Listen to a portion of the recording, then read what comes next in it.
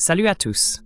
Aujourd'hui, nous sommes le samedi 11 octobre 2025 et notre cher ami Mark Sleboda est de retour parmi nous. Bon retour. Nima, merci de m'avoir invité. C'est toujours un honneur et un plaisir d'être sur Dialogueworks.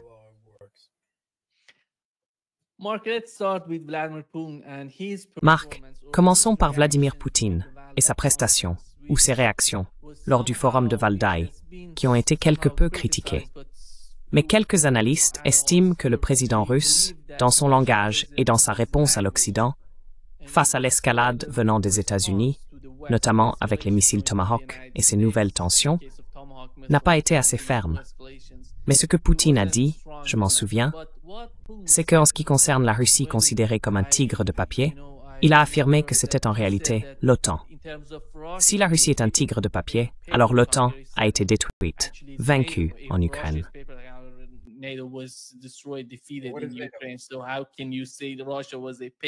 Alors, comment pouvez-vous dire que la Russie était un tigre de papier?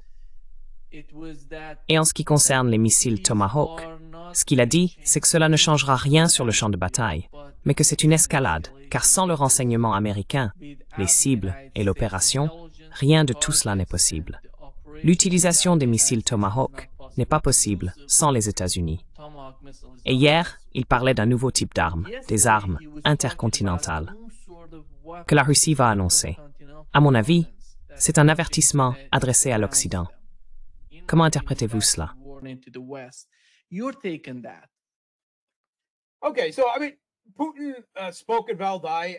D'accord, donc je veux dire, Poutine a pris la parole à Valdai, comme il le fait toujours une fois par an. Il a parlé pendant des heures, de manière érudite, éloquente, et avec un très haut degré de confiance, me semble-t-il. Il paraissait très sûr de lui, très à l'aise, avec un peu d'humour, un peu de cynisme, comme à son habitude. Donc, vous savez, je n'ai rien entendu de vraiment révolutionnaire, n'est-ce pas? Mais il a très bien réaffirmé des positions qu'il avait déjà défendues auparavant. Je veux dire, il a longuement cité de la poésie de Pouchkine, la bataille de Borodino, en référence à des remarques où il se montrait très poli, mais subtilement moqueur envers Macron. C'était assez clair.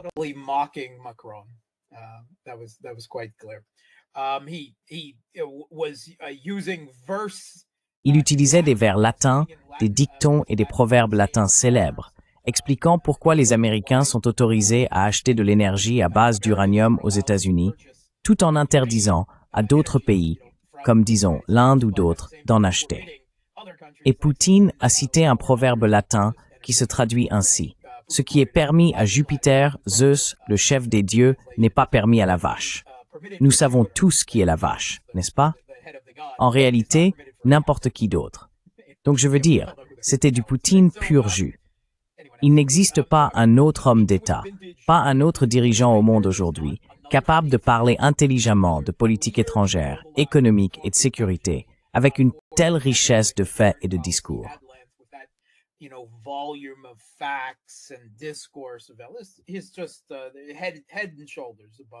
Il est tout simplement bien au-dessus du lot.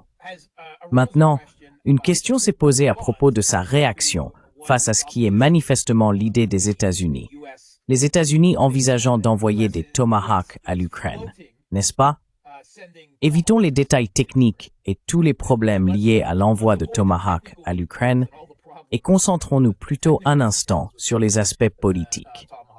Tout d'abord, il faut savoir que, ces 2 dernières semaines, les États-Unis ont déjà sérieusement intensifié leurs actions contre la Russie avec des frappes de missiles. Depuis un certain temps, la politique de l'administration Biden consistait à lancer des missiles HIMARS standards, qui sont en réalité des missiles balistiques de courte portée, des missiles du système de lance-roquettes multiples guidés sur, disons, le territoire continental russe.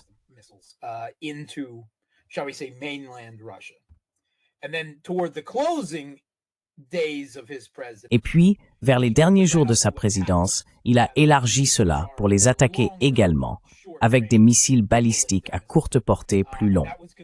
Cela a été considéré par la Russie comme une escalade majeure. À l'époque, c'était après l'élection de Trump, Mais alors que Biden était encore en fonction, à la fin de 2024, la Russie avait été très claire. C'était une ligne rouge. Et elle se réservait le droit de riposter directement contre les États-Unis ou, plus probablement, contre des bases militaires américaines à l'étranger, en Allemagne ou quelque part au Moyen-Orient. Elle avait également évoqué la possibilité de se réserver le droit de transférer des armes avancées aux adversaires des États-Unis.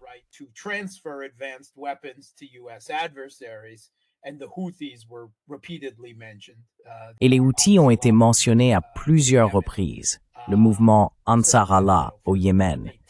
De sorte que, vous savez, pour une sorte de réponse du type « œil pour œil », des missiles anti-navires ou quelque chose de ce genre pourraient être utilisés pour riposter contre les États-Unis. À ce moment-là, Trump a déclaré très publiquement à la télévision qu'il considérait cette escalade de la politique de Biden comme une folie, qu'elle était erronée et qu'elle mènerait directement à la Troisième Guerre mondiale. Il l'a dit clairement. Et je crois que c'est pour cela que la Russie n'a pas réagi. Il faut comprendre que chaque fois que les HIMARS sont tirés, qu'ils utilisent un missile HIMARS standard, un missile de système de lancement multiple de roquettes ou un missile attaque MS ou autre chose, c'est une attaque américaine contre la Russie. Le New York Times a rapporté à plusieurs reprises que chaque frappe de HIMARS reçoit un ciblage par satellite de la part des États-Unis et donc un feu vert pour la frappe. Mais plus encore, le gouvernement russe a clairement indiqué qu'il sait qu'il y a en réalité du personnel militaire américain qui tire avec ces systèmes avancés, n'est-ce pas? Que les Ukrainiens n'en sont pas capables, qu'il y a un codage sensible dans les missiles et que les informations de télémétrie doivent être saisies par des spécialistes américains. Ainsi, les Russes considèrent que ce sont les États-Unis qui tirent des missiles balistiques sur la plus grande puissance nucléaire du monde.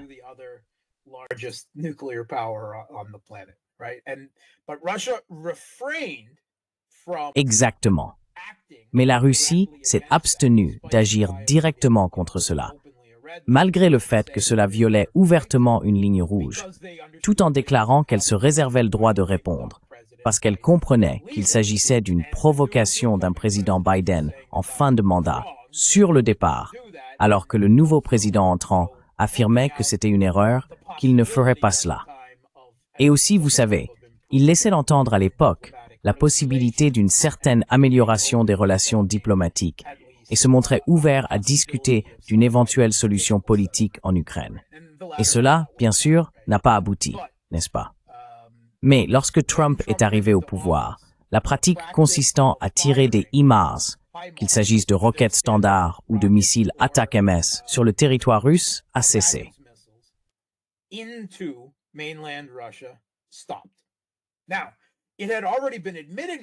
Or, il avait déjà été reconnu dans la presse occidentale que les attaques MS ne faisaient rien, n'est-ce pas? Que la défense aérienne et la guerre électronique russe, après quelques frappes, s'étaient rapidement adaptées, avaient établi un profil, et qu'ensuite, les attaques MS, ainsi que les roquettes HIMARS ordinaires, étaient abattues plus souvent qu'ils n'atteignaient leur cible. En raison du réseau russe de défense aérienne et de guerre électronique interconnectée et à plusieurs niveaux. Exactement. En particulier, lorsqu'il touchait une cible vulnérable, comme une raffinerie ou un site dépourvu de défense aérienne ou de guerre électronique complète, oui, il pouvait encore obtenir un certain succès. Mais dans l'ensemble, chaque fois qu'il tirait des attaques MS ou des roquettes HIMARS ordinaires, la Russie les abattait. Et cela avait été reconnu, n'est-ce pas?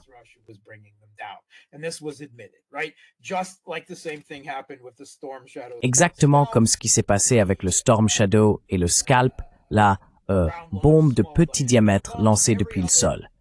Chacun de ces systèmes guidés par GPS, n'est-ce pas? La guerre électronique russe, combinée à leur défense aérienne, s'est révélée très efficace contre eux. Il y a même eu un titre dans la presse occidentale à la fin de 2024 parlant du fait que les armes avancées occidentales fonctionnent contre la Russie, jusqu'à ce qu'elles ne fonctionnent plus, c'est-à-dire après environ 3 tirs. Je veux dire, pour ceux d'entre vous qui sont des fans de science-fiction, des trekkers comme moi, vous connaissez bien la situation avec les Borg. La Fédération, chaque fois qu'elle les rencontre, a droit à 3 tirs de phaser. Et ensuite, les boucliers des Borg se sont adaptés. Et là, vous êtes fichus, n'est-ce pas? C'est exactement la même situation avec la Russie, sa défense aérienne et sa guerre électronique.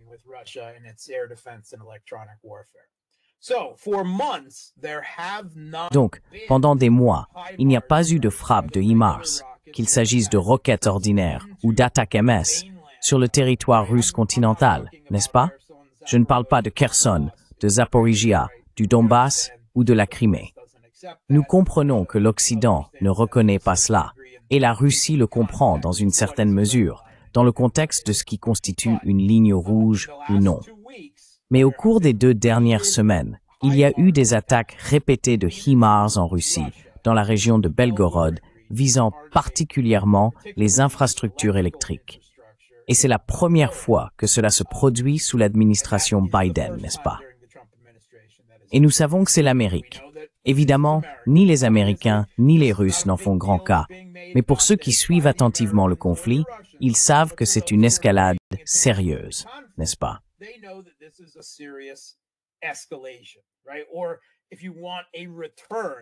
Ou si vous souhaitez un retour à une politique de l'administration Biden, une politique de l'administration Biden qui a échoué, que Trump lui-même avait autrefois dénoncé, mais qu'il a ensuite, vous savez, tenté d'imposer par la persuasion, le bluff, la fanfaronnade, la carotte et le bâton, afin d'amener la Russie à accepter un gel du conflit selon les conditions américaines, qui préserverait le régime de Kiev en Ukraine, le régime proxy des États-Unis là-bas.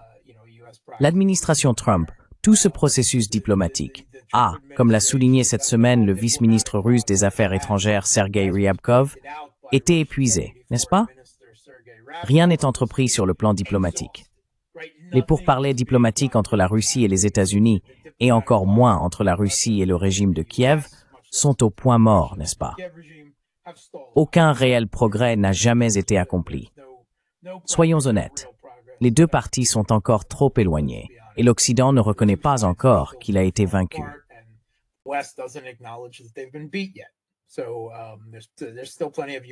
Il reste donc encore beaucoup d'Ukrainiens à sacrifier. Trump se retrouve donc face à ce que la Russie espère, qu'il se retire simplement. Mais j'ai toujours dit que cela ne serait jamais possible à cause de la pression institutionnelle. Quelles que soient les opinions de Trump ou ce qu'il pense de Zelensky ou des dirigeants européens, il ne se soucie peut-être pas vraiment de l'Ukraine. Il reste le président américain. Il demeure le chef de l'hégémonie mondiale occidentale dirigée par les États-Unis. Il existe une énorme légitimité, une pression institutionnelle venant de personnes au sein de sa propre administration, de la part des médias, des Européens. Il ne peut tout simplement pas le faire. Alors, il ne lui reste que ce dont je parle dans votre émission et dans bien d'autres depuis au moins septembre. L'escalade pour désamorcer. C'est tout ce qu'il leur reste. Et si cela signifie un retour à des politiques qui ont échoué, n'est-ce pas?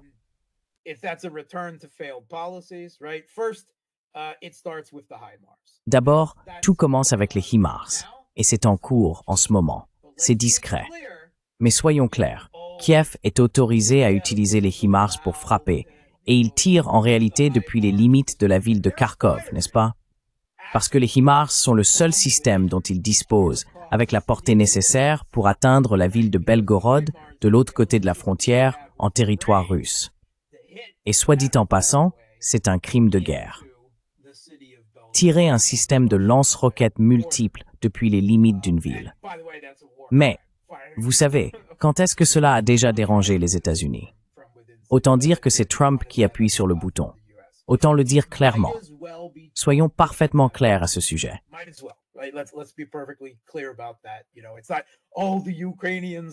Vous savez, ce n'est pas comme si tous les Ukrainiens étaient autorisés à savoir.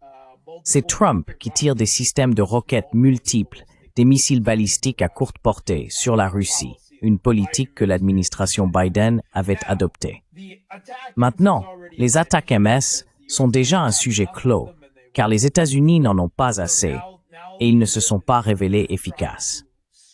Alors ils essaient de se débrouiller et de chercher un autre système de missiles, un autre système de frappe à longue portée qu'ils pourraient fournir au régime de Kiev pour tenter de forcer les Russes à revenir à la table des négociations et à accepter un gel du conflit selon les conditions américaines.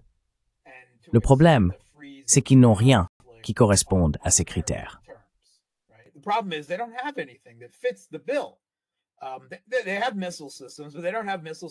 Ils disposent de systèmes de missiles, mais pas de ceux qu'ils peuvent facilement transférer au régime de Kiev. Les JASSM étaient considérés comme des missiles de croisière lancés depuis les airs, mais en réalité, ils devraient être tirés depuis des F-16. Et les pilotes du régime de Kiev s'écrasent déjà, rien qu'en les pilotant dans un rôle de défense aérienne. Ils devraient voler droit vers des avions russes bien plus modernes, dotés de radars à plus longue portée et de missiles air-air à plus longue portée. Le S-400 est très efficace pour abattre de grandes cibles comme des avions. Ce n'est tout simplement pas réaliste. Très bien.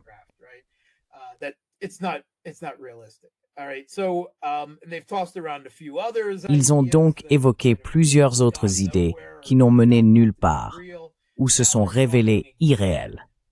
Et maintenant, ils reparlent des Tomahawks. Ils en avaient brièvement parlé. La question avait été soulevée à un moment donné sous l'administration Biden, puis ils l'avaient abandonnée. En la remettant sur la table aujourd'hui, le problème avec les Tomahawks, c'est que les États-Unis en ont plus attiré que beaucoup d'autres systèmes. Mais ils en ont tout de même utilisé un grand nombre ces dernières années. Leur rythme de production n'est pas élevé, et ils les réservent surtout pour une éventuelle guerre avec la Chine. Donc, encore une fois, seul un certain nombre d'entre eux pourraient, vous savez, être transférés au régime de Kiev, un peu comme les attaques MS. Maintenant, il y a plusieurs problèmes avec les Tomahawks.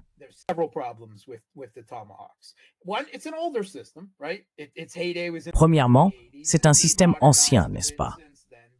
Son âge d'or remonte au début des années 1980. Il a été un peu modernisé depuis, mais cela reste un système hérité. C'était un bon système pour son époque, et ce n'est toujours pas un mauvais système, n'est-ce pas?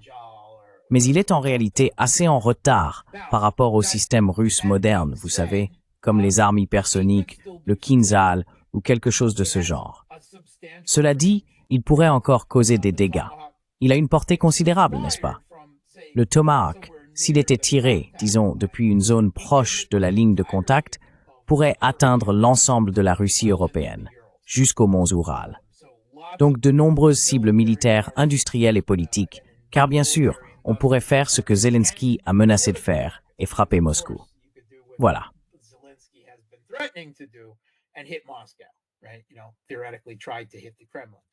Tu sais, théoriquement, il pourrait essayer de frapper le Kremlin, mais il devrait quand même passer les défenses aériennes russes et la guerre électronique.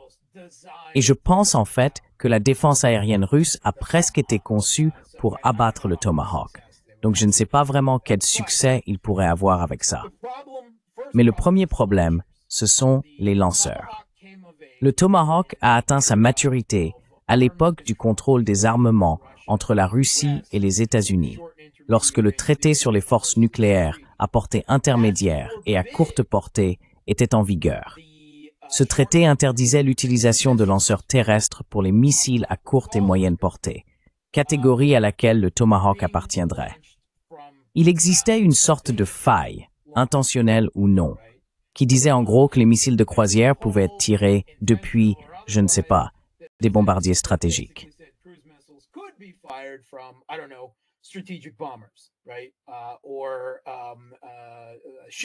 Exactement. Ou des navires, des sous-marins ou des bâtiments de surface, et ainsi de suite. C'est ainsi que le Tomahawk a été développé. Il a été conçu pour être tiré depuis des bombardiers stratégiques, des destroyers Aegis ou des sous-marins.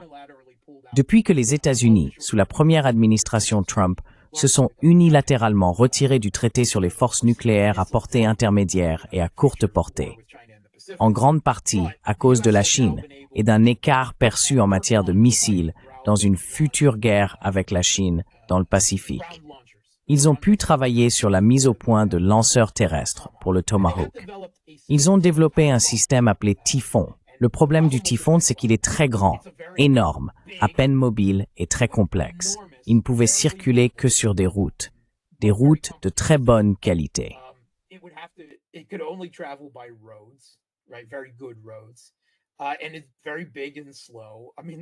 Et c'est très grand et lent. Je veux dire, une cible parfaite pour les Géran, les Lancet, les drones FPV russes ou n'importe quoi d'autre.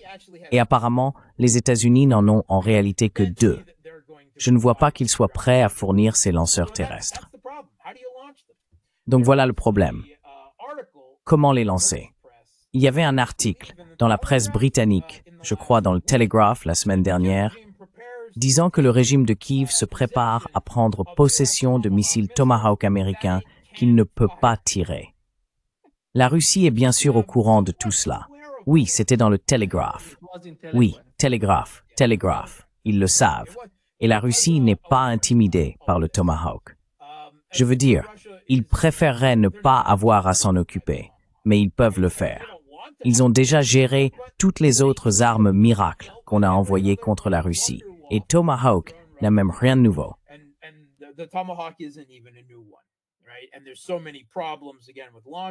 Et il y a encore tellement de problèmes liés à son lancement. L'autre problème, c'est qu'il s'agit d'un système stratégique.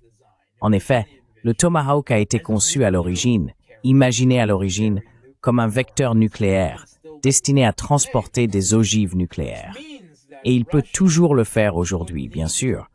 Ce qui signifie que la Russie devrait considérer que tout Tomahawk fonçant vers son territoire, en direction de Moscou ou d'ailleurs, constitue une première frappe nucléaire. Ils n'ont aucun moyen immédiat de savoir quelle ogive se trouve sur ce missile de croisière. Ils doivent donc prendre une décision. Devons-nous lancer nos propres armes nucléaires en réponse? Je veux dire, c'est ce niveau de tension qui existerait dans chaque situation.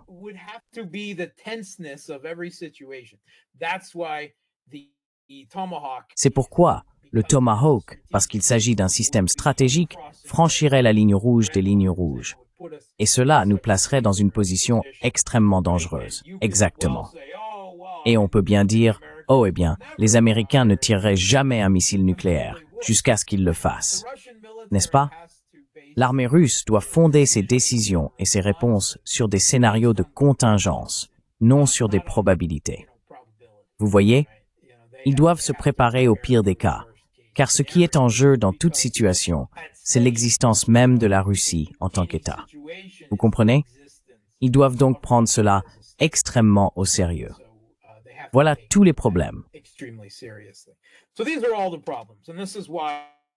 Et c'est pour cela qu'il est si difficile de transférer les Tomahawks et de les rendre utiles. Nous avons également entendu, dans ce même article sur Telegram, et certains responsables ukrainiens en ont parlé, que le but principal de l'envoi des Tomahawks, du moins au départ, serait simplement de faire pression sur les Russes. Ils ne seraient même pas utilisés. Puis, peut-être qu'éventuellement, ils seraient autorisés à les tirer. Aucune précision sur la manière dont cela se ferait, mais seulement quelques-uns, et uniquement sur les zones frontalières, etc. Et ensuite, vous savez, il parle d'une escalade progressive jusqu'à ce que la Russie accepte les conditions des États-Unis, ce qu'elle ne ferait jamais, car le Tomahawk n'est pas une menace sérieuse.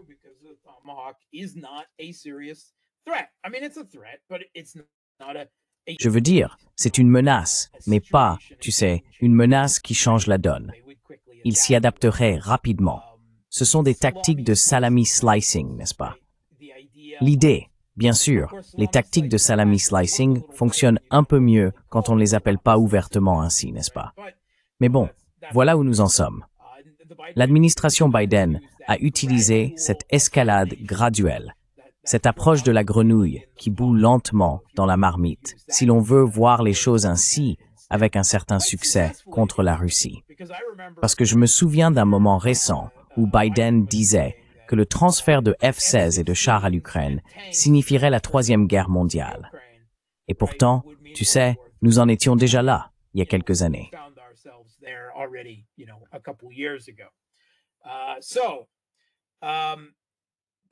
Alors, on a demandé à Poutine ce qu'il pensait de tout ça, n'est-ce pas? De tout ce débat interne qui agite l'Occident à propos du transfert. Et Trump dit, « J'ai pris une décision, mais je ne vais pas dire laquelle. Je veux juste savoir comment il les utiliserait, comme si les Ukrainiens ne l'avaient pas déjà montré. » Il leur a dit ça. Tout ça, c'est du jeu, non? C'est juste une tentative d'agiter un bâton. Mais ce bâton n'est pas si grand, du moins pas du point de vue russe. Je veux dire, même les Yéménites les abattaient. Donc on a demandé à Poutine à ce sujet à Valdai, et il a répondu que si Trump suivait cette voie et transférait les Tomahawks, ce serait la fin de toute amélioration, s'il y en a eu une réelle, dans les relations entre les États-Unis et la Russie au cours des derniers mois.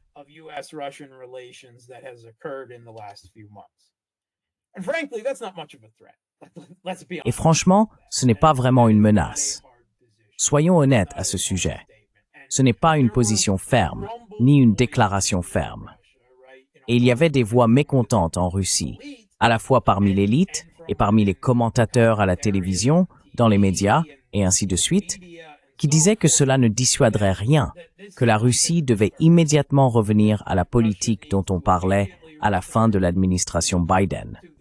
Si vous tirez des missiles sur nous, car c'est bien de cela qu'il s'agit, alors nous tirerons des missiles sur vous. Voulez-vous vraiment emprunter cette voie? Et Poutine ne disait pas cela du tout, rien de comparable. Et encore une fois, il y avait un certain mécontentement.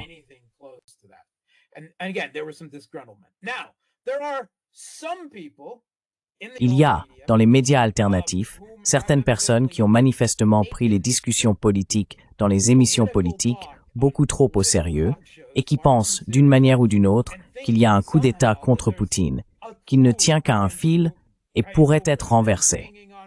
Franchement, c'est absurde, non? Cela n'a aucun rapport avec la réalité. Ce n'est même pas envisageable.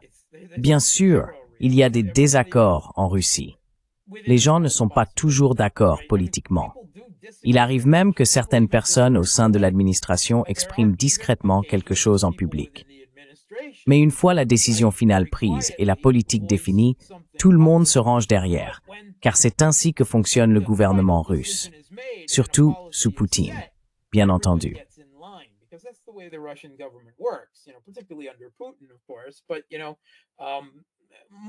Mais, vous savez, davantage dans le gouvernement russe que, disons, dans le gouvernement américain ou britannique, il existe, dans une certaine mesure, une verticale du pouvoir, n'est-ce pas? Cela fonctionne ainsi. On peut exprimer son désaccord ouvertement à huis clos, mais pas en dehors de ce cadre. Donc, oui, je dirais qu'il y a eu quelques critiques publiques affirmant que cette déclaration de Poutine n'était pas assez ferme. Sir Harry Port si Edmund Putin. Oui, plus tard, il a un peu essayé de revenir sur ses propos sans vraiment le faire. Maintenant, pendant la même semaine, il est un maître dans ce genre de manœuvre. Oui, c'est vrai, il l'est. Je veux dire, Enfin non, en réalité, ce sont les Chinois qui sont les maîtres pour dire beaucoup tout en ne disant rien du tout. N'est-ce pas? Je veux dire, ils sont très doués pour ça, n'est-ce pas? Mais vous savez, Poutine est lui aussi très habile, disons, dans une certaine forme de subtilité politique. Ainsi, au début de la semaine dernière, nous avons vu le vice-ministre des Affaires étrangères, Sergei Ryabkov. Et c'est un acteur très sérieux, n'est-ce pas? Beaucoup supposent qu'il succédera à Lavrov au ministère russe des Affaires étrangères. On le présente souvent comme le mauvais flic. Chaque fois que le gouvernement russe veut faire passer un message fort à l'Occident, c'est généralement Ryabkov qui s'en charge. Et il a déclaré que tout le processus diplomatique avec les États-Unis était épuisé et n'allait nulle part. Ensuite, Peskov, le porte-parole de Poutine, est intervenu pour dire que les relations entre les États-Unis et la Russie étaient en pause sérieuse et n'allaient nulle part.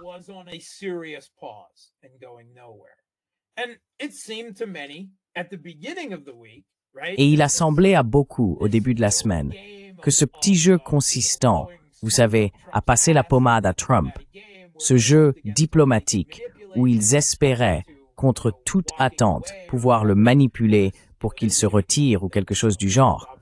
Il était clair qu'ils y renonçaient, que ça n'allait évidemment pas fonctionner.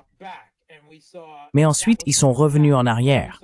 Et nous avons vu qu'ils étaient revenus en arrière. Puis nous avons vu le conseiller personnel de Poutine pour la politique étrangère, Yuri Ushakov, un autre type important, sérieux, sortir et dire que, oh non, l'esprit de la querelle de l'encourage entre Trump et Poutine, ou peu importe comment on l'appelle, était toujours vivant, qu'il restait encore une étincelle d'espoir, ou quelque chose comme ça. Alors vous voyez, ça m'a juste fait lever les yeux au ciel.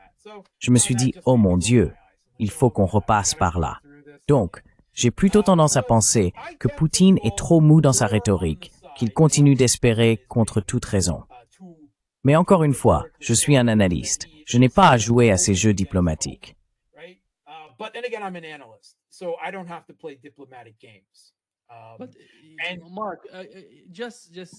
Marc, désolé de t'interrompre. Je pense que Poutine essaie de faire quelque chose avec Donald Trump qui n'affecte pas la position de Trump aux États-Unis. Il ne veut pas l'affaiblir, car il voit en Trump une voix différente de l'establishment. Absolument. Je veux dire, c'est le cas.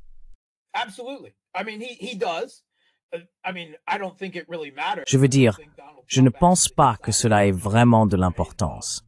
Je ne pense pas que Donald Trump décide réellement de grand-chose, non? Personnellement, je crois que ce sont les institutions qui le font. Même au sein de sa propre administration, il a des gens, tout comme pendant son premier mandat, dont l'objectif principal est de le manipuler, de ne lui présenter qu'un nombre limité d'options politiques parmi lesquelles il doit choisir, et ainsi de suite. John Bolton a reconnu à quel point il était facile de manipuler Trump pendant la première administration. Il y a des gens, tout le monde le fait. Trump invite les gens à le manipuler. Il ne lit rien. C'est un idiot. Il faut que ce soit court et percutant, avec beaucoup d'images, quand on lui présente des options politiques.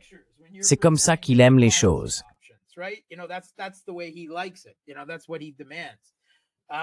Tu sais, c'est ce qu'il exige. Oui, ce n'est pas un type instruit, du genre à s'intéresser au contexte, tu vois? Ce n'est pas comme ça qu'il fonctionne. Donc tu sais, il a des gens au sein de sa propre administration qui s'en chargent. Des gens, l'État profond, des services de renseignement, des services de sécurité, tout le monde. Et je ne pense pas qu'il ait vraiment le droit de faire grand-chose. Poutine a déjà commenté cela. De temps en temps, un président américain arrive en pensant qu'il va faire les choses différemment, et puis, comme il le dit, les hommes en costume noir débarquent et lui expliquent comment le monde fonctionne vraiment. Et c'est là qu'en est Trump. Mais tu sais, Trump, il se voit un peu comme un roi, ou le dieu empereur de l'humanité, si tu veux.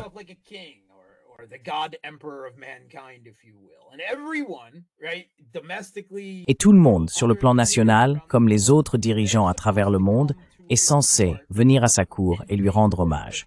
C'est comme ça que ça fonctionne. Donc le jeu, c'est la flatterie.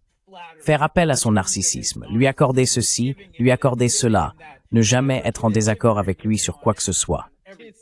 N'est-ce pas? Je veux dire, et Poutine fait cela. Maintenant, comme Trump considère Poutine, vous savez, sérieusement, comme un... Je pense qu'il l'idolâtre un peu, honnêtement, non? Mais là, on entre dans la psychanalyse, donc c'est peut-être au-delà du champ de l'analyse de politique étrangère. Mais quoi qu'il en soit, Poutine est un peu meilleur à ce jeu-là, à manipuler Trump.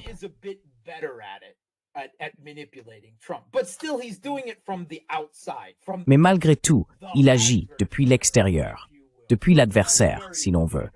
Donc son influence reste très limitée.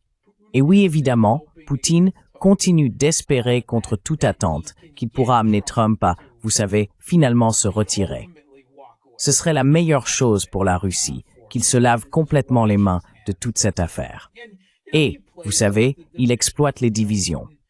Poutine parle du fait que les élections américaines étaient truquées ou quelque chose dans ce genre. Il sait comment manipuler Trump, n'est-ce pas? C'est un ancien des services de renseignement. Il dispose d'un profil psychologique de Trump, que je suis sûr qu'il met constamment à jour. Oui, il sait, il est en quelque sorte l'anti-Trump à cet égard.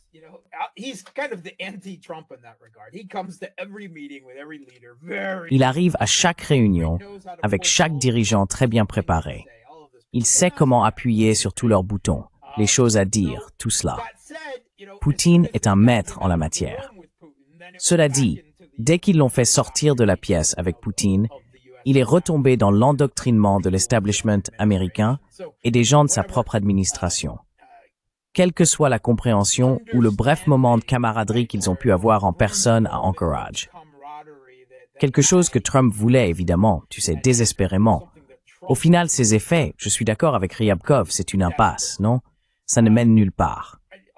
Si Poutine veut espérer contre toute espérance, très bien. J'ai été clair, je ne fais pas dans l'espoir.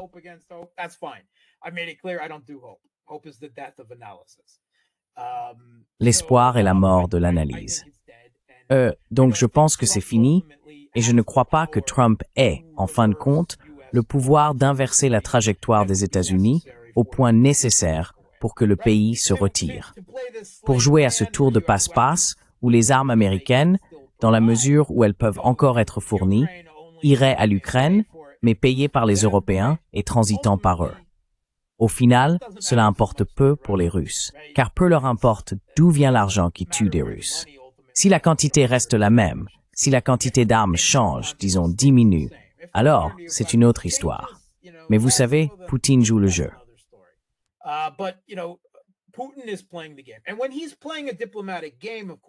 Et lorsqu'il joue un jeu diplomatique, bien sûr, il ne s'agit pas seulement des relations entre les États-Unis et la Russie, car Poutine doit gérer ses relations avec le reste du monde, en particulier avec les autres dirigeants des BRICS, n'est-ce pas? Lula, Modi et les autres. Ils n'ont pas tellement à se soucier de la Chine. Ils savent que la Chine est de leur côté. Mais l'Indonésie et tous ces autres dirigeants qui continuent de commercer avec la Russie, voire d'augmenter leurs échanges avec elle, le font en partie parce qu'ils estiment que la Russie se montre raisonnable, que la Russie joue le jeu depuis une position diplomatique et morale supérieure, n'est-ce pas, comparé bien sûr à l'administration Trump. Il y a donc plusieurs éléments que Poutine prend en compte.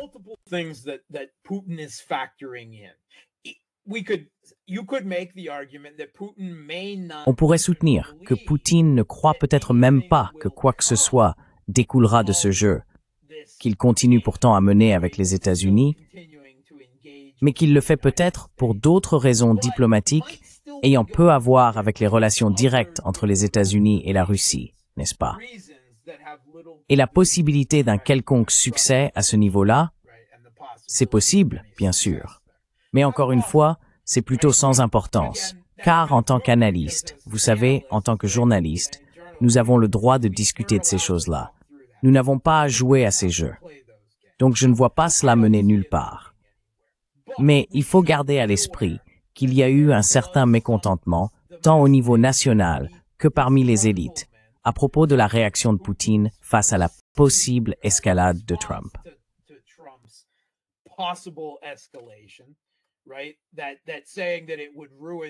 Dire que cela ruinerait les relations entre les États-Unis et la Russie, alors qu'elles sont déjà au plus bas, n'était pas vraiment une dissuasion sérieuse, ni une déclaration de ligne rouge.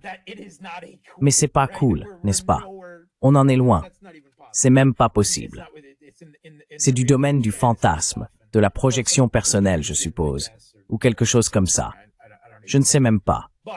Mais, tu vois, c'est ce qui nous amène à la situation actuelle. Et tout ce qui est publié dans les médias donne l'impression que c'est déjà réglé.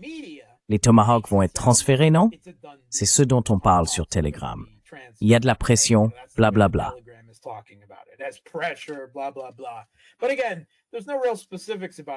Mais encore une fois, il n'y a pas de véritable précision sur la manière dont ils tireraient réellement. Il est possible qu'ils puissent bricoler un lanceur plus léger, basé au sol, beaucoup plus petit et plus maniable que le Typhon. Mais si c'est le cas, ils le feraient quand même, tu sais, apparemment à l'improviste. Et les États-Unis ne sont pas très doués pour ça. Le complexe militaro-industriel américain n'est pas très doué pour ça. Et s'il le faisait, il est probable que ce ne serait pas en quantité suffisante pour que la Russie, tu sais, dans le cadre de cette guerre d'usure titanesque, la Russie le remarquerait à peine, sauf sur le plan politique.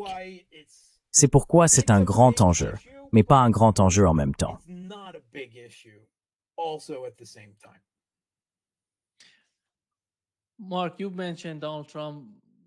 Marc, tu as mentionné Donald Trump. Il voulait vraiment remporter le prix Nobel de la paix. Mais tu sais, au final, quelqu'un du Venezuela l'a obtenu. Pour la paix, tu sais, après la guerre. Vois-tu la situation au Venezuela comme étant d'une certaine manière liée à ce qui se passe? Je parle de la phase finale avec la Russie. Oh oui, ce n'est pas une fin de partie avec la Russie, n'est-ce pas? Nous sommes dans la fin de partie. Nous sommes en Troisième Guerre mondiale, n'est-ce pas? Exactement. Nous sommes engagés dans une série de conflits, un conflit pour l'ordre mondial qui s'étend sur plusieurs zones, plusieurs sphères, absolument. Il y a quelqu'un à un poste élevé dans l'état profond, dans ce qu'on appelle le blob, à l'anglais ou au Pentagone, ou les deux. Il y a quelqu'un qui regarde une carte du monde, n'est-ce pas? Comme s'il regardait une carte de Civ 6 ou un échiquier, et qui dit « Ah, vous essayez de nous prendre notre cavalier, notre Ukraine, notre proxy du régime de Kiev. Eh bien, boum, nous allons vous prendre la Syrie. Et maintenant, nous allons aussi vous prendre le Venezuela. » C'est ce qui se passe, à un certain niveau. C'est ce genre de décision qui est prise. Maintenant, il y a beaucoup d'autres éléments à prendre en compte, comme le fait que le Venezuela possède les plus grandes réserves prouvées de pétrole au monde et qu'il se trouve dans l'hémisphère occidental.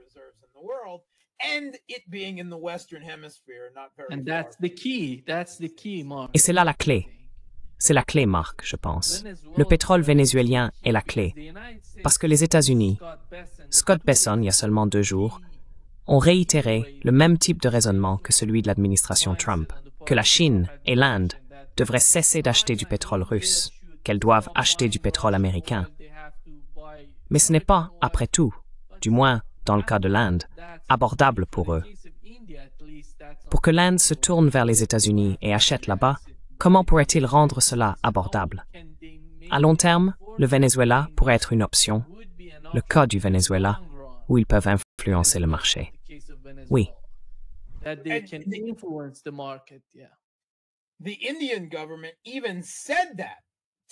Le gouvernement indien a même déclaré il y a quelques semaines aux États-Unis, « Écoutez, si vous voulez que nous achetions moins de pétrole russe, alors il faut nous laisser acheter du pétrole iranien ou vénézuélien. » Je veux dire, ils l'ont dit clairement. Bon, ils n'étaient pas vraiment sérieux, mais vous savez, les États-Unis, eux, le sont terriblement. Et les Indiens sont très en colère contre les États-Unis pour avoir supprimé la dérogation aux sanctions concernant le port de Chabahar en Iran, où l'Inde a investi énormément d'argent. L'Inde s'est déjà largement approvisionnée en énergie auprès de l'Iran et y a beaucoup investi. Cela est perçu comme une nouvelle attaque américaine contre leur souveraineté, contre leur politique étrangère. Donc vous voyez, il y a plusieurs leviers qui entrent en jeu. Et puis, il y a aussi l'Europe.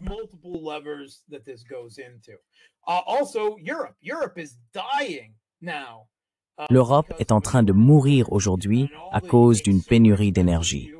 Et toutes les cargaisons de GNL américains hors de prix dans le monde ne peuvent pas compenser ce qu'elle a perdu. Mais si tout à coup, elle recevait de l'énergie vénézuélienne expédiée, cela l'aiderait vraiment, non? Cela l'aiderait vraiment. Donc vous savez, il y a plusieurs niveaux à cela, plusieurs raisons d'agir ainsi. Une autre raison est que le gouvernement vénézuélien est faible. Par exemple, si Trump cherche une victoire, ils ont très peu d'options contre la Russie. Ils ont tenté une frappe de décapitation rapide, un changement de régime contre l'Iran, et l'Iran s'est révélé bien plus coriace et bien plus capable de riposter. Épuisant les ressources américaines et israéliennes, leur talon d'Achille, leur stock limité d'intercepteurs de défense aérienne de manière assez complète.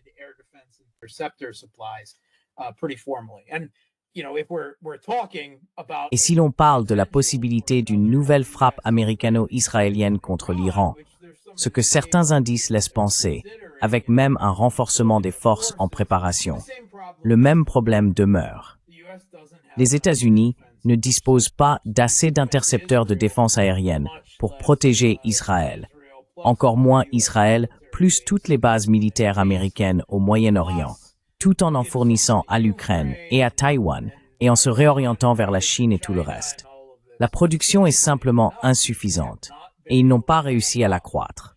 Le Pentagone a ordonné au complexe militaro-industriel américain de doubler, voire de quadrupler, la production d'une douzaine de missiles, n'est-ce pas? Et l'un d'eux est assurément le Patriot, l'intercepteur PAC-3.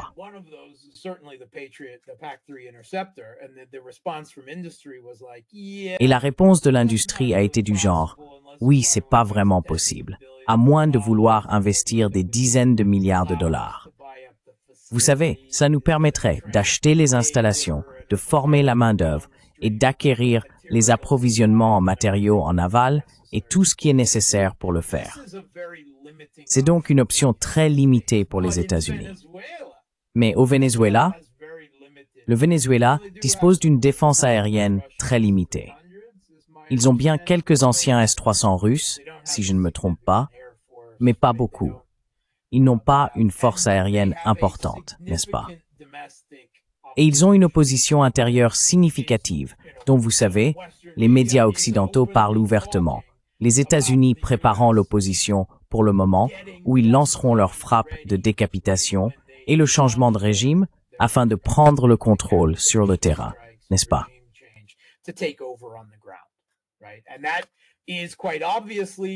Et c'est bien évidemment ce qui s'est passé avec ce prix Nobel de l'impérialisme. Pardon, le prix Nobel de la paix. Mon erreur. C'est juste un grand feu vert, non? Nous n'allons pas te donner le prix Nobel de la paix cette fois, Trump, mais nous allons approuver ton changement de régime au Venezuela, parce qu'au fond, cela aiderait aussi beaucoup notre situation énergétique en Europe, n'est-ce pas? Enfin, c'est exactement ce qu'ils ont dit. Et Trump cherche une victoire. Il ne peut pas en obtenir une contre la Russie, il ne peut pas en obtenir une contre la Chine, et il n'a pas réussi à en obtenir une contre l'Iran. Mais le Venezuela, ça ressemble au fruit le plus facile à cueillir. Voilà.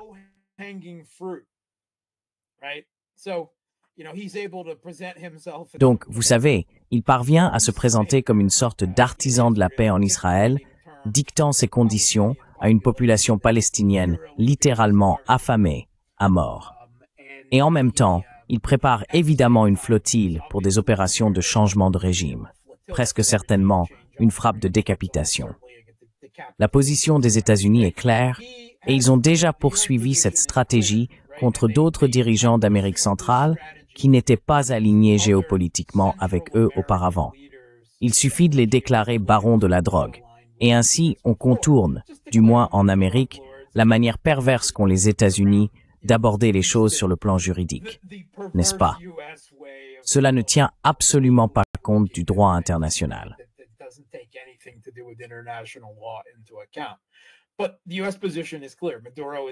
Mais la position des États-Unis est claire. Maduro n'est pas le dirigeant légitime, vous savez, élu du Venezuela. C'est un narco-terroriste, n'est-ce pas? Donc, c'est une cible. Ils ont mis une prime sur sa tête. Maintenant, il faut dire qu'il y a déjà eu une prime sur la tête d'Al-Julani auparavant et qu'il est aujourd'hui devenu le dirigeant syrien soutenu par les États-Unis. Oui, le terroriste. Mais c'est bien sûr une situation différente. Donc, ils ont commencé avec cette idée. Oh, nous allons frapper les navires qui sortent du Venezuela. Et il se peut même que ce soit des navires de trafiquants de drogue, n'est-ce pas? Nous ne le savons pas. Nous savons qui s'y trouvait.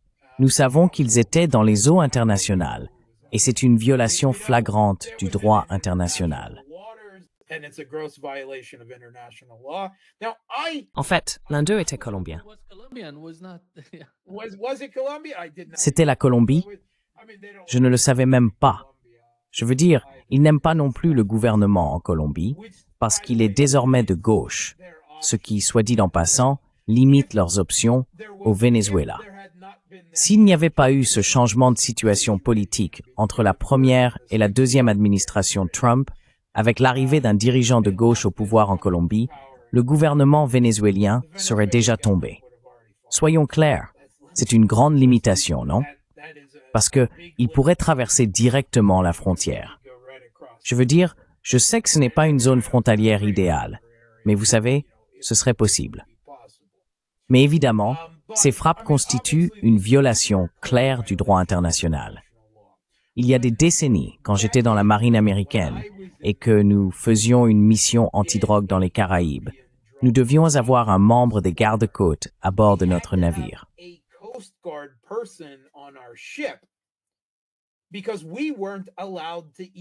Parce qu'on n'avait même pas le droit de détenir, et encore moins de tirer sur, un navire que l'on pouvait soupçonner de transporter de la drogue. Il fallait qu'un officier des gardes-côtes soit présent, puis qu'il monte à bord et fasse tout le reste. Et franchement, ces bateaux étaient bien plus rapides que notre vieux croiseur. Alors on s'arrêtait, tu vois? C'était ridicule, mais tu sais, évidemment, Trump fait maintenant sauter des navires en mer. Il a déclaré sur son compte Truth la semaine dernière qu'il n'y avait plus de navires à frapper, donc ils allaient devoir passer à la terre ferme et s'en prendre au cartel de la drogue là-bas. Non? Et ce qu'il veut dire, bien sûr, c'est le gouvernement vénézuélien. Et pour être clair, le Venezuela n'est pas une source sérieuse de stupéfiants pour les États-Unis.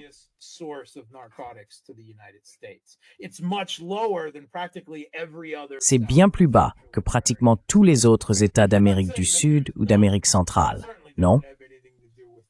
Je ne dis pas qu'il n'y en a pas, mais cela n'a certainement rien à voir avec le gouvernement vénézuélien.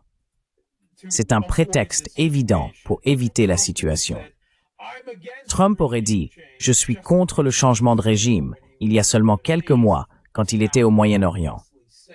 Et maintenant, il est clairement passé du côté le plus bas. Vous vous souvenez de l'USAID. Je sais qu'il y a beaucoup de gens qui ont espéré beaucoup de choses de Trump. Certaines personnes espèrent encore, contre toute évidence, des choses de Trump. Je ne sais pas pourquoi. Mais vous savez, j'imagine qu'ils aiment croire qu'il est d'une certaine manière possible qu'une élection puisse réellement changer la nature des États-Unis.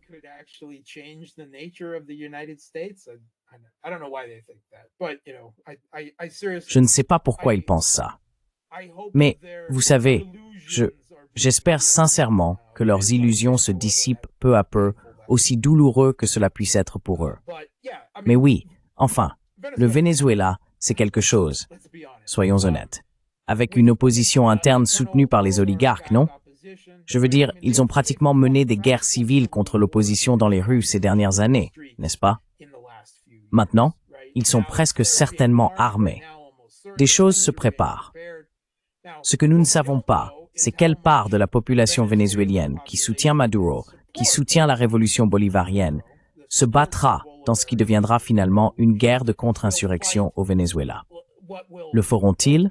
Ne le feront-ils pas? Je n'en sais rien.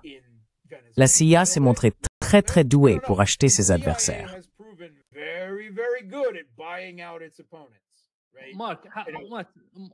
Marc, comment vois-tu les choses? Je pense que la Russie, l'Iran et la Chine devraient faire quelque chose à ce sujet. Ils ne peuvent pas simplement regarder ce qui est arrivé à la Syrie se reproduire. À long terme, le Venezuela sera bien plus important que tout le reste.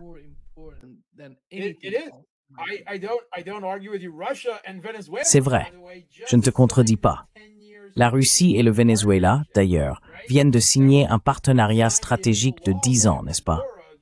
Cet accord a été promulgué par Maduro il y a seulement quelques jours, le jour du 73e anniversaire de Poutine. Mais voilà le problème.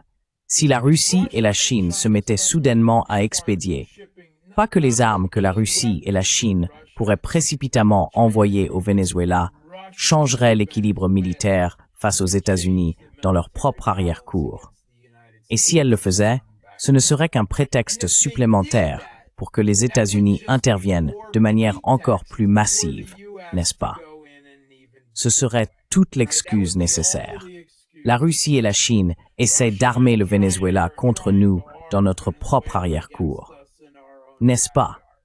ils sauteraient sur l'occasion immédiatement. La Russie n'a aucun levier économique sur les États-Unis. Et les États-Unis, de leur côté, n'ont aucun levier économique sur la Russie non plus.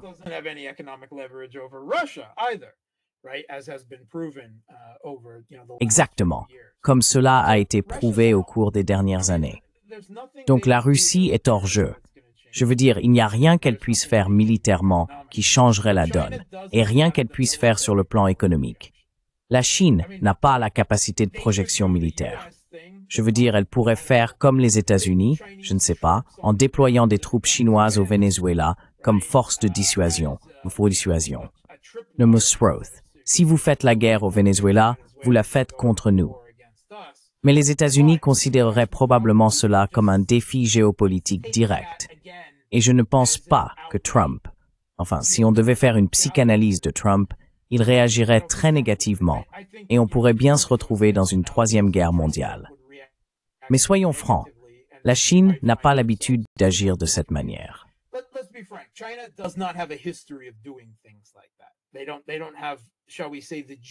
Ils n'ont pas, disons, la volonté géopolitique d'affronter les États-Unis de cette manière. Donc il ne reste que la Chine sur le plan économique.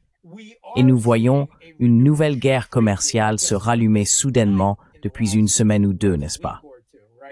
Avec la Chine qui renforce ses contrôles sur les terres rares, les États-Unis qui maintiennent leurs restrictions sur les semi-conducteurs, et maintenant, on parle de taxer les ports et les navires. Et voilà que Trump a annoncé de nouveaux droits de douane de 100%. La guerre commerciale entre les États-Unis et la Chine revient à un état de conflit commercial total. Mais cela concerne surtout les intérêts chinois. Je ne pense pas que la Chine ait le levier économique nécessaire. Enfin, elle peut affronter les États-Unis par le biais de sa propre économie, mais utiliser cela pour protéger efficacement le Venezuela sur le plan géopolitique. Je ne crois pas. Et l'Iran a des préoccupations bien plus importantes. Ne penses-tu pas que cela montre l'incompétence totale de la Russie, de l'Iran et de la Chine?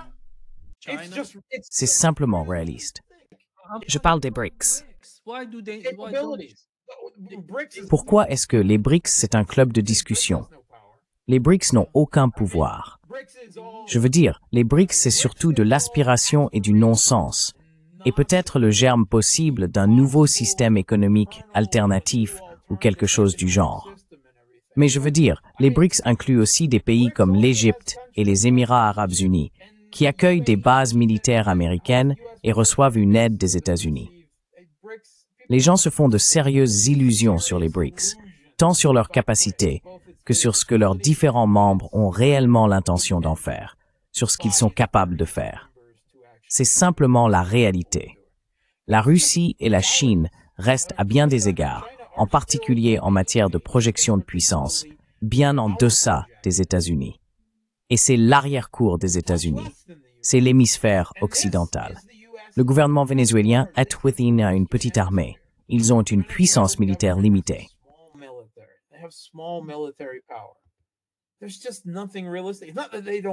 Il n'y a tout simplement rien de réaliste. Non pas qu'ils ne le veuillent pas, ils ne veulent certainement pas que cela arrive, mais quoi qu'ils fassent, cela ne ferait probablement qu'aggraver la situation. Et ils ont tous des priorités plus importantes. Ils peuvent, à un certain niveau, je suis sûr qu'ils en parlent, vous savez, au Kremlin, à Pékin. Et vous savez, à un moment donné, ils se disent probablement, eh bien, s'ils font cela, ils vont juste s'enliser dans une autre guerre de guérilla. Et nous verrons bien comment cela se passera pour eux. Comment cela s'est-il passé pour eux en Libye? Donc, vous savez, cela peut être l'argument. Et il y a une part de vérité. Mais au bout du compte, ce n'est qu'un moyen de se rassurer, n'est-ce pas? C'est un « nous ne pouvons rien faire ». Mais c'est réaliste. La Russie ne peut pas protéger le Venezuela.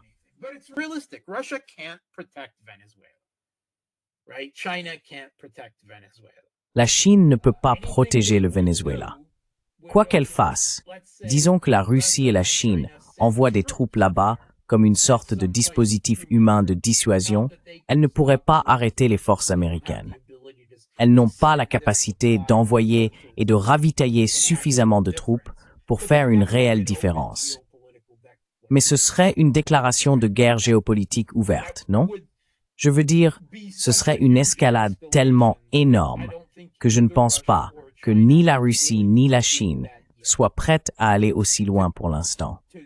À atteindre ce niveau de confrontation avec les États-Unis au sujet du Venezuela, qu'elles ne peuvent au fond pas sauver. Elles ne le peuvent tout simplement pas. Elles n'ont pas le pouvoir de le faire. Ce n'est pas une bonne situation. Mais, vous savez, il se passe évidemment des choses en coulisses dont nous n'avons pas connaissance.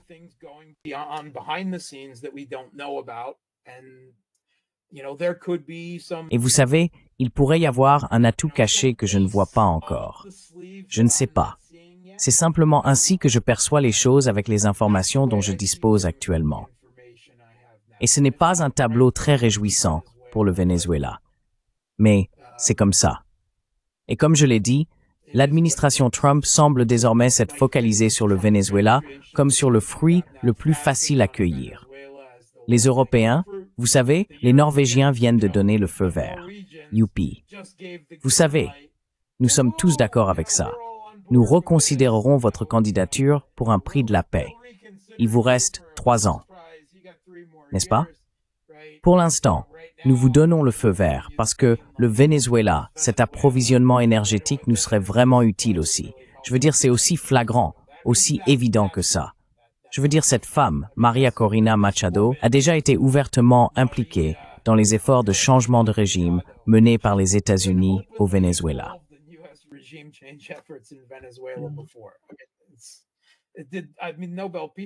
Je veux dire, le prix Nobel de la paix. Allons donc. C'est tellement flagrant et tellement transparent à ce stade. Poutine. Bon, il y avait 2 choses à propos de ce prix Nobel. L'une que j'ai trouvée amusante, c'est que Zelensky, en Ukraine, a déclaré qu'il nominerait Trump pour le prix Nobel de la paix si seulement Trump lui donnait les Tomahawks, ce qui était tellement juste de la part de Zelensky et tellement révélateur de la réalité du prix Nobel de la paix. Certains diront « Oh, la contradiction, l'oxymore, paix, Tomahawks ». Mais la vérité, c'est que le prix Nobel de la paix s'est tellement dégradé au fil des décennies qu'il est évidemment devenu dénué de sens.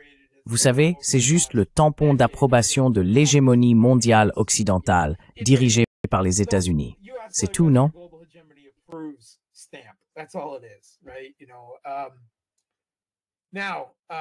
Tu sais, maintenant, Poutine a encore fait des commentaires vagues, en gros, pour soutenir Trump pour le prix Nobel de la paix. Ce que j'ai trouvé un peu écœurant, pour être tout à fait honnête. J'ai trouvé ça un peu dégoûtant. Je comprends que Poutine n'est pas sérieux, qu'il joue un jeu diplomatique, qu'il essaye de manipuler Trump. Encore une fois, je ne pense pas que ce jeu ait le moindre intérêt. Mais tu sais, ce n'est pas moi qui prends les décisions au Kremlin. Ils ont bien plus d'informations que moi. Donc voilà. Poutine continue de jouer à ce petit jeu de flatter Trump outrageusement, et c'est clairement ce que c'était, même si ça m'a un peu retourné l'estomac. Mais bon, c'est en partie ce qu'on a vu se mettre en place. C'est un monde à 6 faces. Que veux-tu?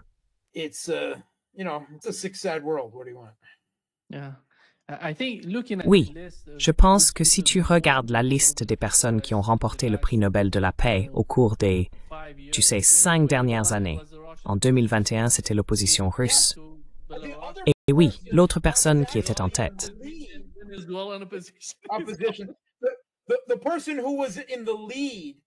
La personne qui était en tête, soi-disant en avance la veille, était en réalité la femme de Navalny, Navalnaya, qui n'a absolument rien fait, n'est-ce pas? Ce n'est pas la dirigeante de l'opposition libérale russe. D'ailleurs, il n'y a pas vraiment d'opposition libérale en Russie. Elle vit en Occident et n'a jamais organisé quoi que ce soit avec l'opposition libérale russe non plus. Ils ne la considèrent certainement pas comme leur dirigeante. Mais Biden l'a manifestement désignée et nommée comme la chef de l'opposition russe aux États-Unis. N'est-ce pas le, disons, gouvernement fantôme américain? Et elle était sérieusement envisagée. Donc je veux dire, la Russie se disait, vous savez, on aura soit Trump, soit Navalnaya, soit cette garce au Venezuela.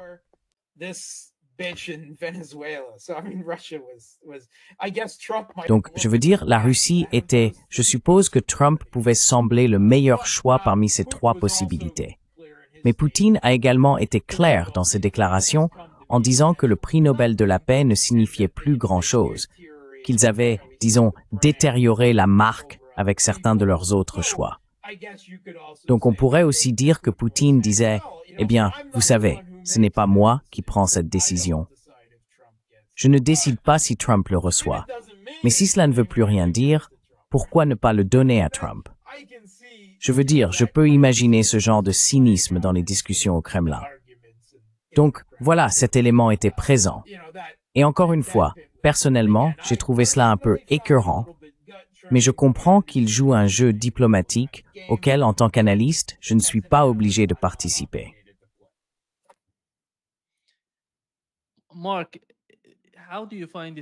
Marc, comment vois-tu la situation au Moyen-Orient? Netanyahou a appelé Vladimir Poutine. Ils ont eu un entretien téléphonique, au cours duquel il a dit qu'il n'était pas disposé à attaquer l'Iran, qu'il n'était pas intéressé par une nouvelle guerre avec l'Iran, directement avec l'Iran. Mais personne ne croit vraiment ce que dit Netanyahou. Alors, quels sont... D'accord, tout d'abord, ton raisonnement logique serait: quels sont les avantages et les inconvénients si Israël décide d'attaquer l'Iran?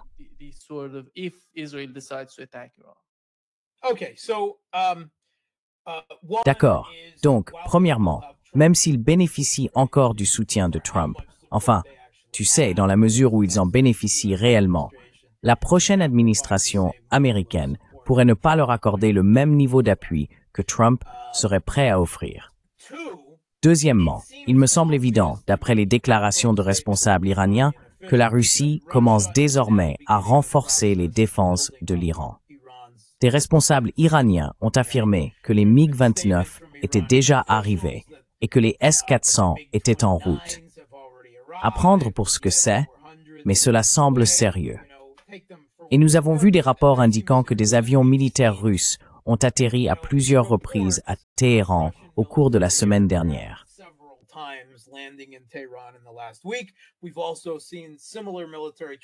Nous avons également vu des transports militaires similaires en provenance de Chine et même un en provenance d'Arménie. Donc je veux dire, on pourrait soutenir que les États-Unis et Israël comprennent qu'il faudra du temps pour mettre en place ces systèmes. Des années, n'est-ce pas, afin qu'ils soient réellement efficaces.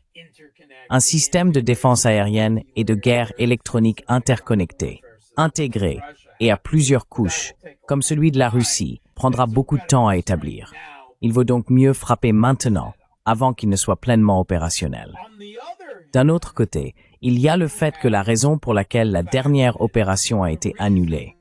Pourquoi l'Iran a dit « on abandonne, oncle Trump, viens nous sauver ». C'était parce que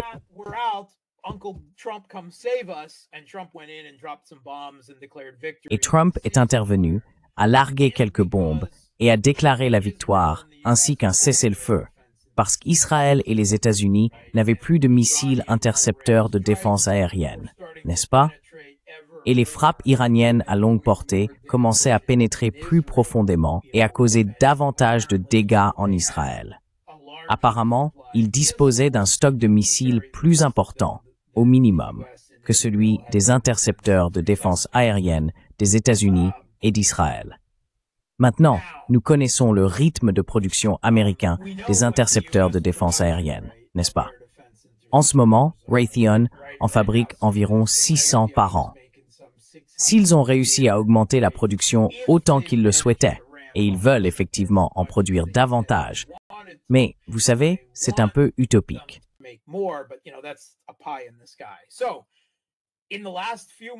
Donc, ces derniers mois, ils n'ont pas réussi à réapprovisionner suffisamment leurs intercepteurs de défense aérienne pour mener cette opération.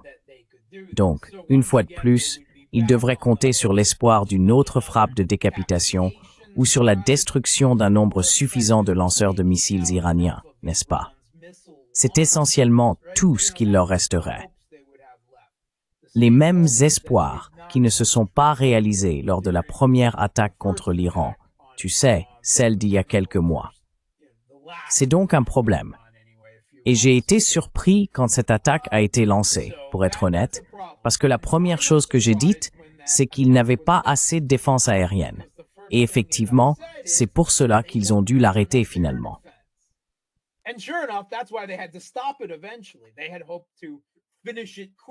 Ils espéraient le terminer rapidement, non?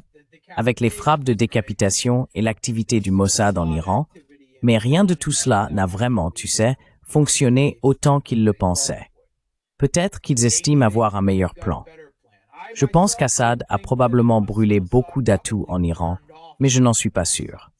Ce serait donc leur espoir. Mais encore une fois, le talon d'Achille des États-Unis, à ce stade, c'est la défense aérienne. Cela limite leurs options militaires contre l'Iran, contre la Russie, contre la Chine.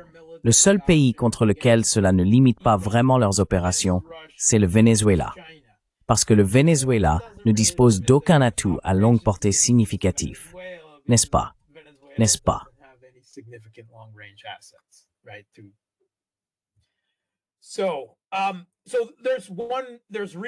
Il existe donc des raisons d'affirmer que les États-Unis et Israël pourraient vouloir attaquer l'Iran en premier, et d'autres raisons pour lesquelles cela serait très difficile, voire suicidaire pour eux de le faire. Sur ce point, vous ne devriez absolument rien croire de ce que Netanyahou dit à Poutine ou à quiconque. Et souvenez-vous, Israël vient de bombarder des diplomates du Hamas au Qatar, n'est-ce pas? Attirés là-bas par les États-Unis. Et que Trump a tué Qassem Soleimani, encore une fois attiré en Irak sous un prétexte.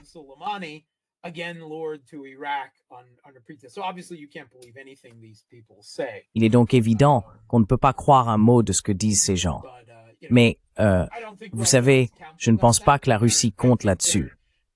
Je pense qu'ils renforcent les défenses de l'Iran aussi vite qu'ils le peuvent, en leur apportant toute l'aide possible aussi rapidement que l'Iran l'accepte. C'est parce qu'il n'est pas dans l'intérêt de la Russie ni de la Chine de voir l'Iran tomber. Comme vous l'avez souligné, il n'est évidemment pas non plus dans leur intérêt de laisser tomber le Venezuela. Mais la géographie compte. L'Iran est un pays bien plus fort, avec une armée bien plus puissante, beaucoup plus proche de la Russie et de la Chine, et bien plus éloigné des États-Unis, et même à une distance considérable d'Israël. Le Venezuela, lui, se trouve de l'autre côté de la planète par rapport à la Russie et à la Chine. Je veux dire encore une fois, il y a des limites, des horizons géopolitiques pratiques, tout cela.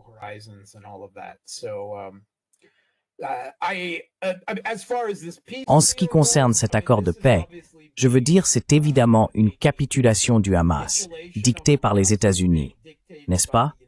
Le Hamas est censé se dissoudre, il est censé se désarmer. Certains de ses membres pourraient être autorisés à partir en exil, d'autres bénéficieraient d'une amnistie. C'est bien le plan, non? Il n'y a aucune promesse d'une solution à deux États. Ce n'est pas prévu. Ils disent que le plan en 20 points reconnaît cela comme l'aspiration du peuple palestinien, mais sans rien offrir de concret. À ce stade, il reste très peu d'options. Le Hamas est dans une situation très difficile. Sa direction a été anéantie, et au-delà de cela, le peuple palestinien ne peut plus supporter davantage. Il y a littéralement des dizaines, voire des centaines d'enfants palestiniens qui meurent chaque jour de faim et de malnutrition à ce stade.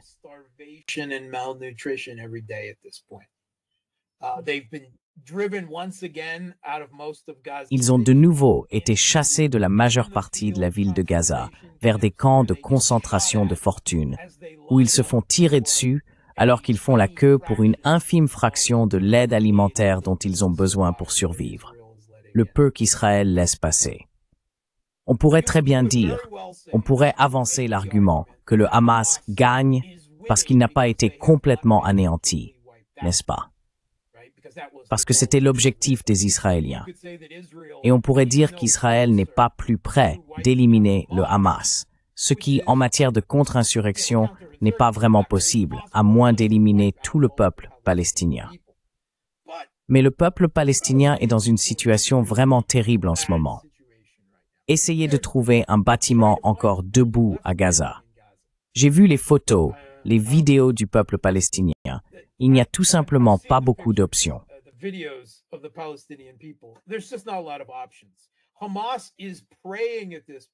Hamas prie en ce moment pour que Trump et ses partisans interviennent. Il compte sur les garanties de Trump, ce qui, à mon avis, revient à peu près à Trump faisant confiance à Netanyahou, afin qu'il force Israël à mettre fin à la guerre, car la situation de Hamas est vraiment désespérée. Et déjà, Israël dit « Ah oui, ces prisonniers palestiniens que nous étions censés libérer dans le cadre de cet échange d'otages des deux côtés. Eh bien, nous ne relâchons que ces 10 types, ou 60, ou peu importe, et les autres non. » Ils reviennent déjà sur leurs engagements.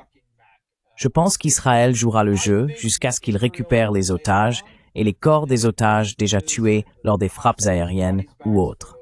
Mais nous avons déjà vu un de ces cessez-le-feu auparavant.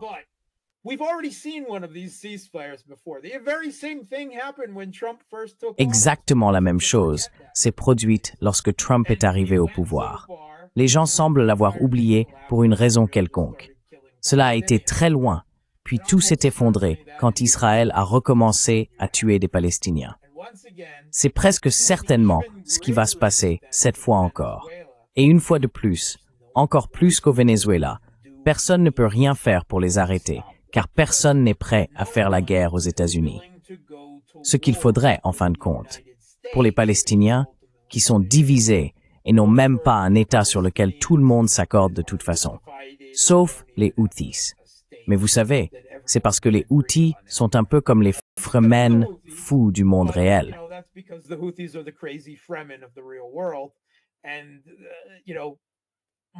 Et vous savez, il faut leur reconnaître un certain mérite moral. Ils attirent bien sûr beaucoup de représailles sur leur propre pays, ce qui ne les a jamais arrêtés évidemment. Vous savez, la moitié de leur direction politique vient d'être anéantie par Israël il y a environ un mois. Mais les Houthis, à eux seuls, ne vont pas non plus arrêter Israël à long terme. Je veux dire, il y a cela. C'est moral, on peut défendre cet argument. Mais personne d'autre n'est prêt à le faire. Personne d'autre n'a vraiment la capacité de le faire. Nous pouvons espérer que la situation, nous pouvons souhaiter que la situation soit différente, mais nous devons rester réalistes, en tant qu'analystes, sur les capacités militaires et géopolitiques réelles de pays comme la Russie, la Chine et l'Iran.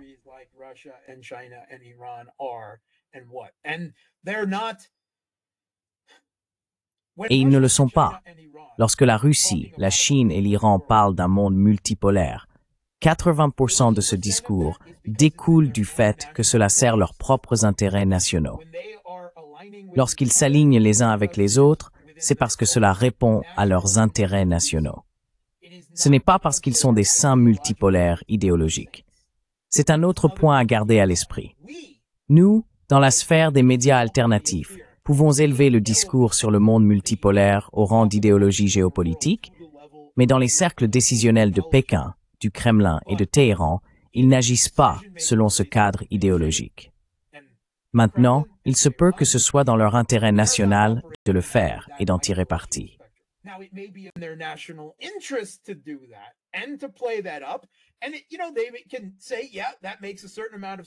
Et vous savez, ils peuvent dire « oui, cela a un certain sens », mais au final, ce n'est qu'un infime pourcentage des facteurs qui entrent en jeu dans les décisions qu'ils prennent.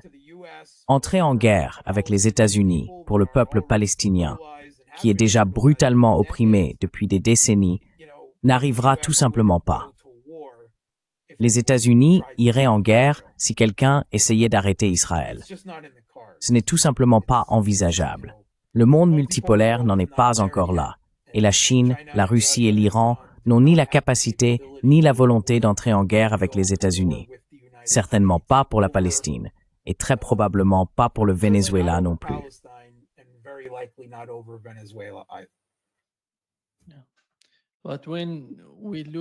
Mais lorsque nous examinons l'opinion publique aux États-Unis et en Occident, et ce qui s'y passe, parce qu'après tout, vous avez mentionné le cas du Hamas, je ne pense pas qu'ils puissent dissoudre le Hamas. Ils pourraient changer le nom, l'appeler la Garde nationale de sécurité ou quelque chose de genre, mais ils seront toujours là.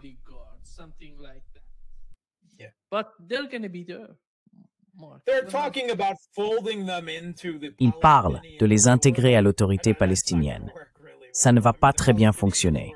Je veux dire, l'autorité palestinienne, ce sont des collaborateurs. Tout cela ne va tout simplement pas marcher. Je ne pense pas que cela fonctionnera du tout. Je pense qu'en fin de compte, Israël recommencera à tuer des Palestiniens à Gaza. Donc tout ça deviendra caduc à un moment donné, n'est-ce pas? Je ne pense pas que ce soit un plan diplomatique réaliste. Je ne crois pas que ce plan en 20 étapes se concrétisera un jour. Évidemment, on peut identifier de nombreux problèmes à venir de ce genre. Mais encore une fois, je ne pense pas qu'il deviendra un véritable point de blocage, car je pense que tout s'effondrera bien avant cela. Et Israël en portera la responsabilité ultime.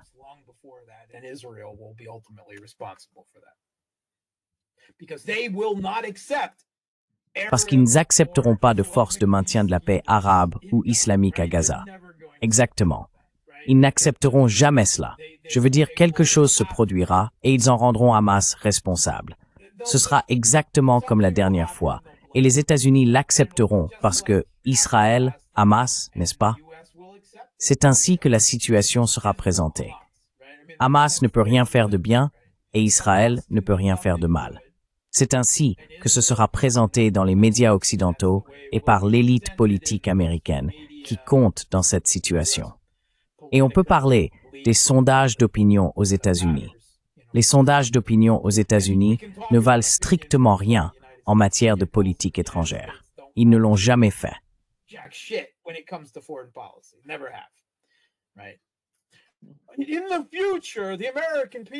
À l'avenir, le peuple américain n'aura pas le soutien de... Malheureusement, le public américain n'a jamais pris de décision en matière de politique étrangère. Les personnes qui passent par le processus de sélection des élites sont écartées en cours de route ou cooptées dans des postes par les pouvoirs de l'AIPAC, les campagnes de lobbying et tout ce qui s'y rattache. Il existe un mécanisme de contrôle politique qui réduit les possibilités de changement en politique étrangère à un champ très limité. Les gens citent des sondages disant, vous savez, oh, la majorité des jeunes Américains croient au socialisme. Cela ne veut pas dire que les États-Unis deviendront un pays socialiste dans 20 ans. Soyons honnêtes à ce sujet. Je veux dire, regardez ce que disaient les sondages sur ce que pensait le public américain pendant, vous savez, Woodstock, pendant les années 1960 et tout ça. Et qu'est-ce qui s'est passé dans les années 1980? Nous avons eu Reagan. Allons donc. C'est une vision plutôt cynique du monde. C'est cynique, mais de beau signe. C'est la réalité. Malheureusement, c'est le monde malade et triste dans lequel nous vivons. Merci beaucoup, Marc, d'être avec nous aujourd'hui. Un grand plaisir, comme toujours. Je suis content de déprimer tout le monde à l'approche du week-end. À bientôt, Marc. Au revoir. Merci à m'avoir invité.